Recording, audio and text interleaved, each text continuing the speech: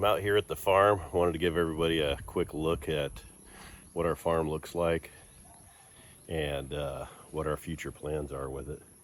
So this is an area that I come to shoot my bow a lot. You've probably seen on Facebook videos and the video on YouTube here where they were crop dusting.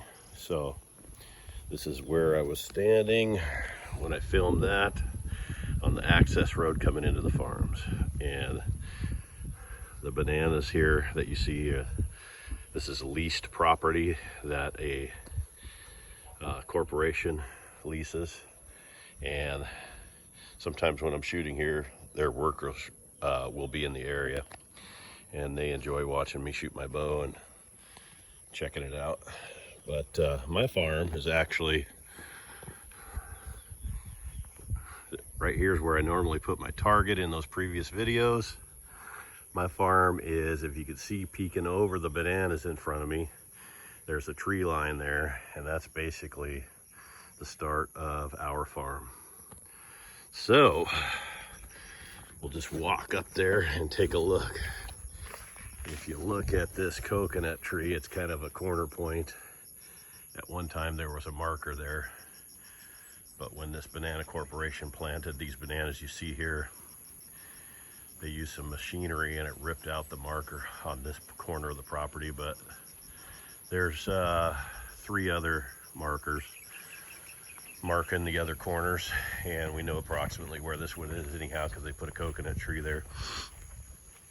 But anyways, we will take a look. So there is a minor drainage going down this side of the property line that drops down to the bottom into a larger drainage, which in turn drops all the way down to its left into an actual river that flows all the time. So these two up here, when it rains, it just gets runoff and so forth. And during the wet season, it may flow, but it dries up in the drier seasons.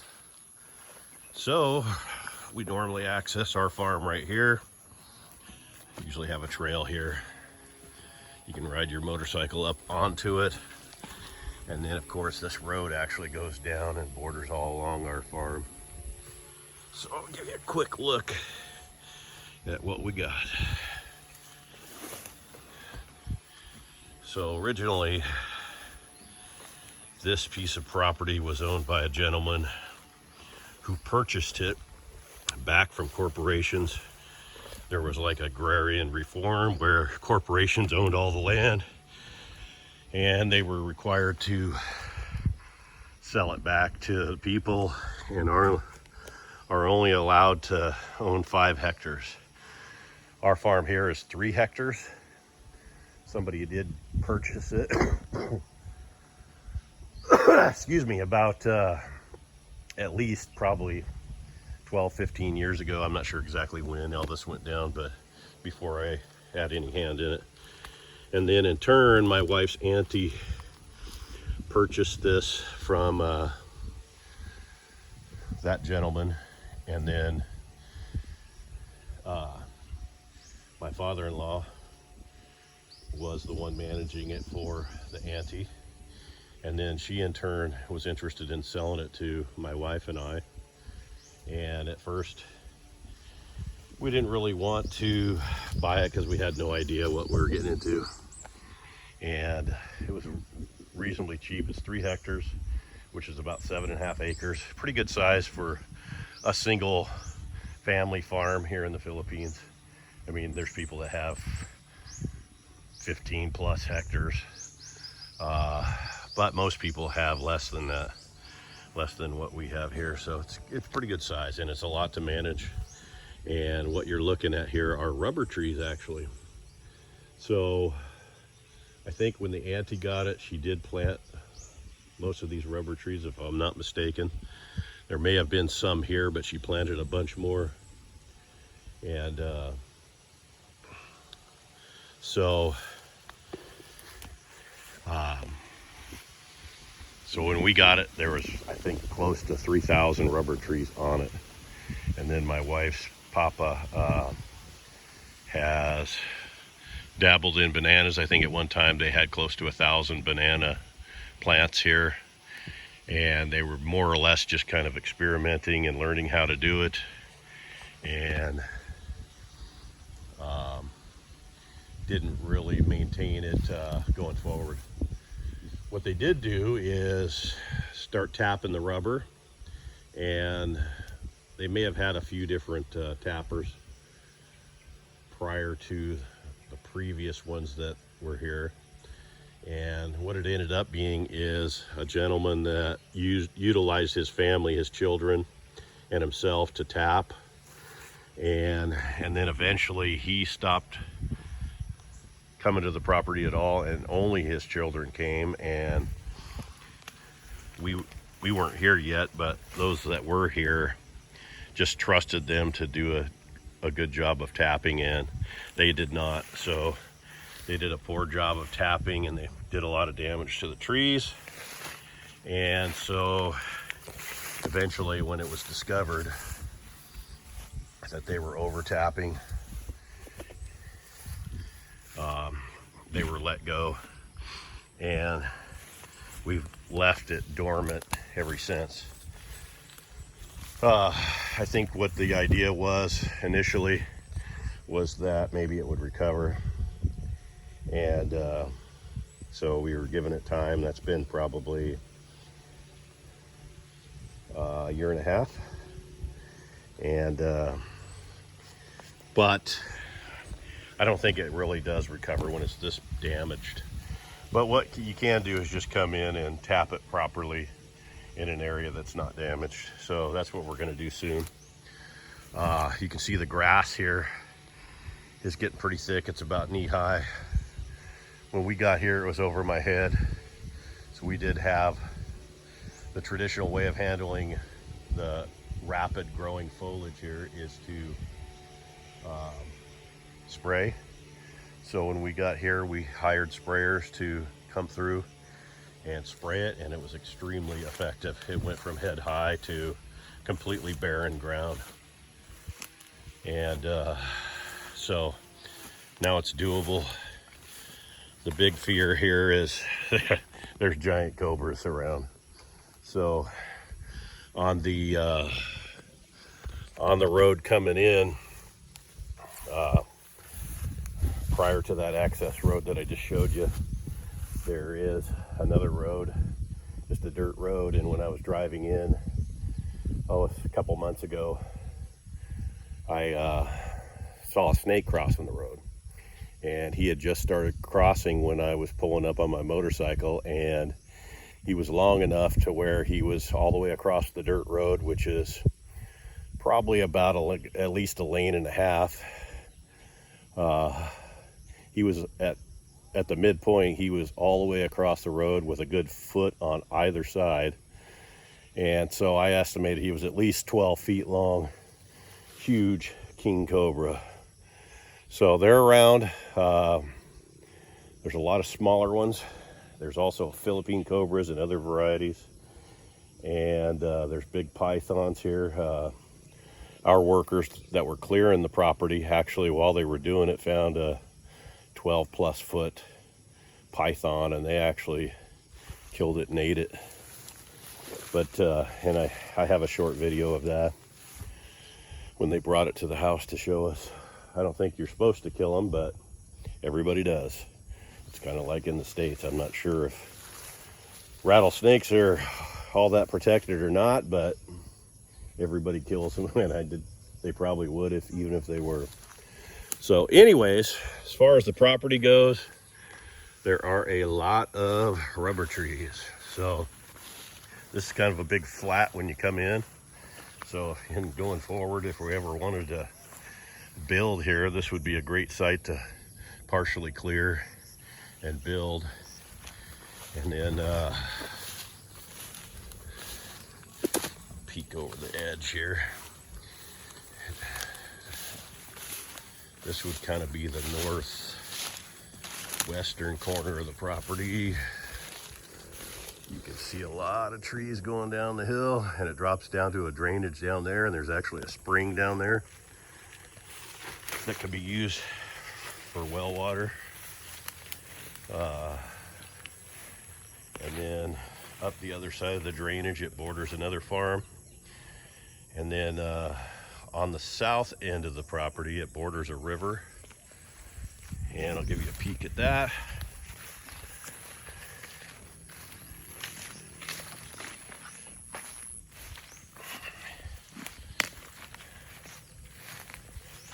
But there's also a pulpwood planted in limited numbers on the farm here.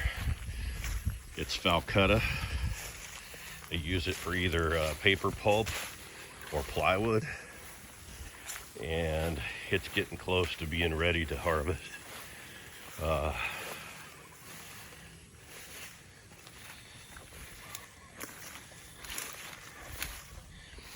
Yeah, so before this grass gets over our head again, we'll probably spray one more time, and then we're gonna try real soon to get some tappers and get rolling on tapping this again, and just try to generate some income monthly. It can be anywhere from about, I think it's $800 to $1,200–1,300 a month gross income if you tap all of it. And so it's worth doing and not waiting any longer.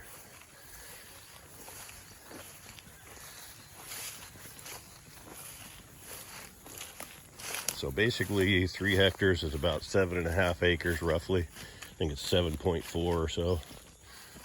And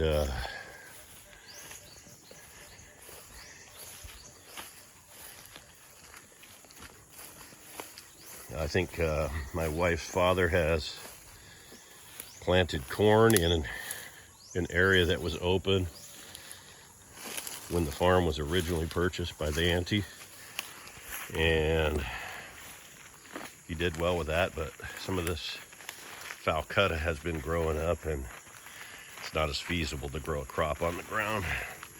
But if you see these, I'll show you up close. Some of these larger trees up ahead are Falcata. There's a big one right there that forks right in the middle. So that's Falcata, and that's used for pulp or plywood. But you can see the river down below. Pretty good sized river, flows all the time. So I was down somewhere around here. The river was a little bit up. My wife and I were just walking around visiting the farm after they had sprayed. And we saw that giant python swimming down the river, and it disappeared over to the right here somewhere on our side. And lo and behold, the next day, here come our workers with a giant python that they had taken off the property. He had come way up on the property, so I'm assuming maybe it's the same one, but rumor has it that it was mating season, so who knows. There's probably a lot more than one, I'm sure, especially during mating season. So this river runs the whole length of the property, and then a side drainage divides, marks out the corner. So where there's a side drainage coming down to this river is the corner of our property, and then it kind of curves around up to that coconut tree again where we started. But I think we've only sprayed about 5 or 6 months ago, and you can see it's already starting to get deep again. But there's a lot of birds down here. There's fish in the river. You get A lot of people coming through the property here to access the river for fishing and so forth. So you'll see trails coming through your property and wonder, I wonder what they're doing. But it looks like they're going to the river based on what I'm seeing, and nobody gets real excited about somebody's farmland. You're pretty much usually allowed to walk across somebody else's, and they're allowed to walk across yours, and everybody's happy. Nobody gets too excited unless somebody's stealing or something. So there are several coconut trees going all the way around the property. On one side, they've recently started tapping their rubber after a long hiatus, and when they started up again, they had purchased the property from somebody else, and they had been told that the border was the creek bottom, when in all actuality it's about 30 or 40 yards up the hill on their side of the creek. It's where the actual border is. So they've been tapping all the way down to the bottom, which is partly our property. And they also had planted some fruit trees and stuff on our part. But we're not getting too excited about it. I'm not worried about a couple of dozen rubber trees that they're tapping when I already got 2,700 of them. And they can take their fruit all they want. I'm not going to worry about the fact that they planted on our portion. But I told them, I'm not just going to pretend like it's your land. The markers are the markers. That's what's on the paperwork as far as I know. And so whatever is the official line is what it is. If you happen to be crossing it and tapping, I'm not going to get too worried about it. But don't go any farther, and don't plant anything else across the line, type of thing. So that's kind of where we left it. Didn't want to get into a huge fight over it. Just let them continue to do what they're doing, and in the long run, I've found that if I don't get too excited about things, as long as people are halfway reasonable, I just let it go, and I've always come out on the winning end, so without having to do nothing. So that's kind of what my plans are, and I think we will go ahead and spray one more time and then get rolling with the tapping, bring in some product, get it sold, and then going forward, if it's paying for itself like it has in the past and continue to generate some kind of an income and providing some work for people, then it's worth continuing, even though there's probably more profitable ways to use the land. Realistically, rubber goes up and down from 20 pesos per kilo all the way to 90, which makes a huge difference, obviously. So one thing we can do is they have a product here that produces chocolate. Cacao is what it's called, and it does well in shade. So a lot of rubber farms plant it in between the rubber trees, and you get additional income from that. So that might be in the works if we have some good workers excuse me, to maximize the profits. I'm still recovering from virus, so I've got a little wheezing going on here, but anyways, so our plans are to just get something going, take our time, not get in a rush. We haven't even really worried about it for the 8 months we've been here, because you got nothing but time in the Philippines. Yeah, time is money. We could have generated income by tapping right away, but I'm not all about income. I want to know what I'm doing. there was a feeling that the trees might recover if we leave them alone. I'm not an expert on it, so I just kind of let it go. But at this point, I've talked to a person or two who does know about managing rubber farms. And they indicated that it's really not going to recover as far as the bark itself, but the trees are very hardy. It doesn't really kill the trees. In fact, you can cut these trees off, and you've probably seen a few of them in the backyard near my pig pen and chicken pens and stuff, where they're cut off and another stem just grows, or two or three, grows right out of the old one. And then you can eventually tap that as well when it gets large enough. So it's not a matter of the trees being permanently damaged. It's cosmetic, but it also happens to be right where you would want to be tapping. Ideally, you know, you're just a man standing there, so you only have so much room that you can reach from the ground. And so now we're gonna have to reach above that in order to tap. But it's doable. And if it ever becomes not doable anymore, then we'll move forward.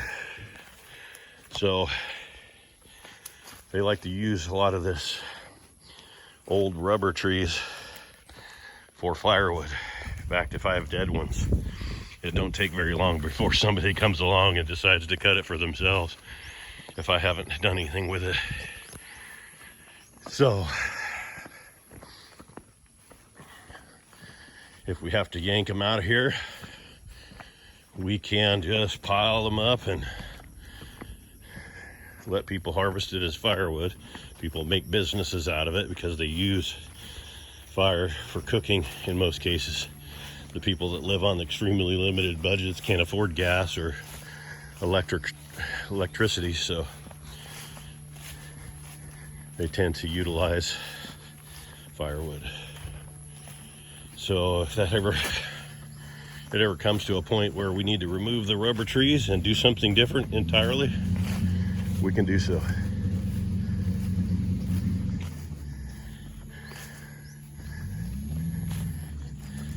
Sounds like we got some machinery up there working on the banana plantation. Not sure what they're doing. But this road continues all the way around to the very bottom of our property. So we got a lot of access. And anyways, that gives you a quick look at what we got going on our farm. And so we'll probably tap the rubber initially. And if our workers understand what the cacao process is also, or if we have somebody we can hire for a consultant to come in and get that established, we'll do that and add that to the workload. And we might potentially have 4 or 5 workers permanently that are able to make a living off of this and still probably generate enough income for us personally still to take care of our basic needs. And the money that we already have would go for luxuries above and beyond. So anyways, everything we have is paid for. Don't owe any money. So that's always a blessing if you can get to that point. So anyways, that's our plans for the farm. The farm is about, I'd say, a mile down the highway from our house or so, maybe 2 miles, maybe a couple miles, and then half mile in from the highway on dirt roads. So I usually take my bike because now that they're back to working on these bananas, they bring big trucks down the road and it gets deep rain ruts in it and tire ruts, and then the rain, you know, does the rest. And so it's not as feasible to bring my truck down here if we're hauling rubber out of here.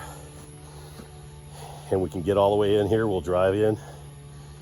And if not, we'll drive as far as we can and haul the rest out on like motorcycles with sidecars, or even one bag at a time you can throw over your knees on the motorcycle. And since it's not a huge farm, it's not like you're hauling tons of it out here, you know. So that's the plans going forward. So thanks for watching.